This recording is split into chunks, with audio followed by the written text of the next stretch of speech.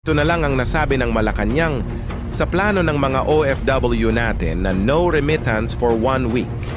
Alam nyo ba gaano kalaking pera ang pinapasok ng mga OFW sa bansa?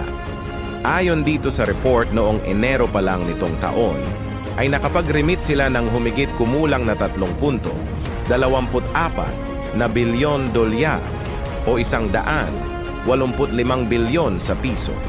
Sa bawat araw ay may 6.1 bilyon pesos.